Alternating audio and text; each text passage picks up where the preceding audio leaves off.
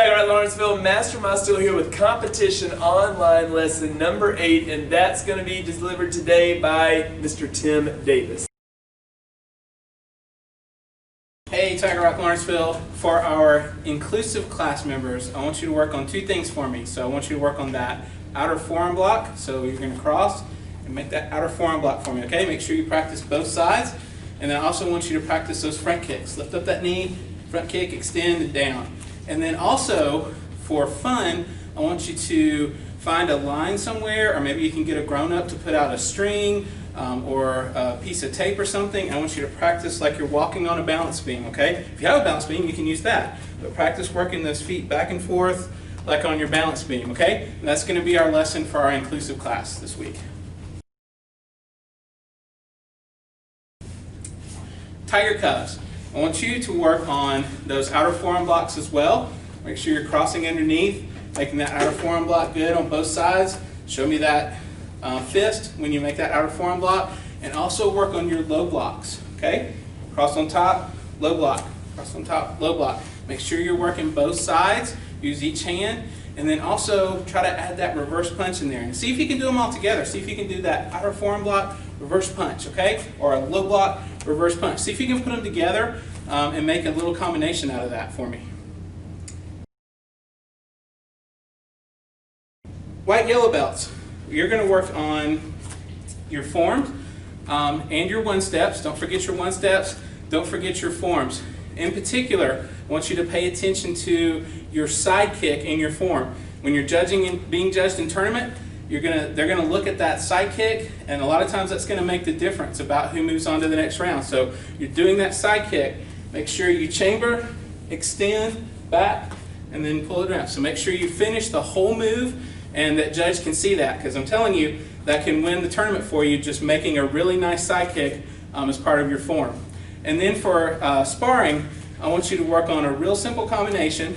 You're going to low block and then shift in for a C punch, okay?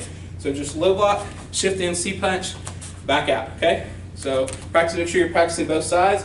Think about somebody's attacking with a front kick or a side kick. So you just throw that low block, quick C punch in response, okay, for your block counter. That's our lesson for white and yellow belts. For green belts, I want you to think about, I want you to work on your one steps. Make sure you got those down. Make sure you've got your form down. For your forms, I want you to think about those round kicks.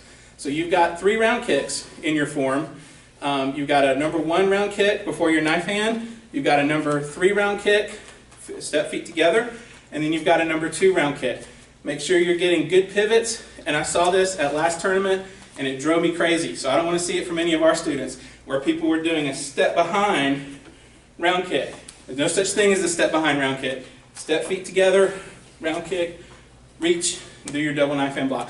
Watch those. In particular, watch the landing. You want to make sure you do a good retraction on each of those round kicks. So if I step feet together, kick, pull it back, then I want my foot to come down pointing in my back stance, okay? Little details make a big difference for you in competition. And then for your combination, I want you to work on thinking about blocking those round kicks that are coming from the back. So think about this low block or this outside block, right? Or outer forearm block, excuse me. Low block, outer forearm block with your backhand in your stance. And so think about, throw that block, and then you're going to do a quick counter with your C punch, okay? So block, in with your C punch. Block, in with your C punch. Practice the low block and the outer forearm block followed by the C punch. Do it 5 times for me on each side with each block. So that'll be a total of 20. 5 low, 5 outer forearm on this side, then switch 5 and 5, right? And that's what we'll do for green and blue. Brown through black belts. On your form, continue practicing your forms, your home form, your legacy form.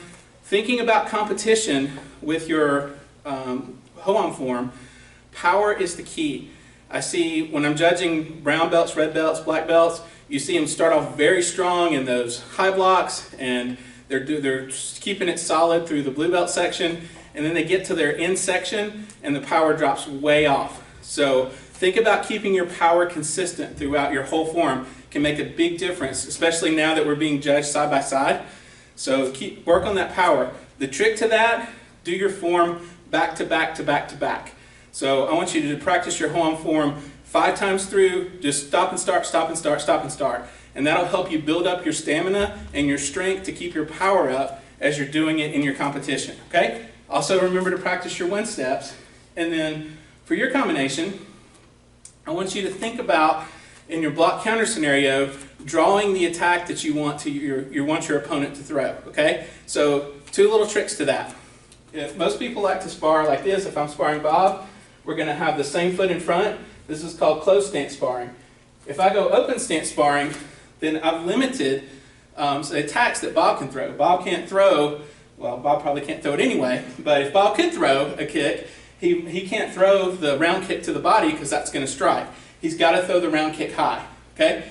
So think about limiting your opponent by just adjusting your stance and get comfortable sparring, and this is called open stance, okay? So think about another thing you can do there is when they're ready to spar, if you switch real quick, then you can catch them off guard, and sometimes you can get them to think you're throwing a leg check.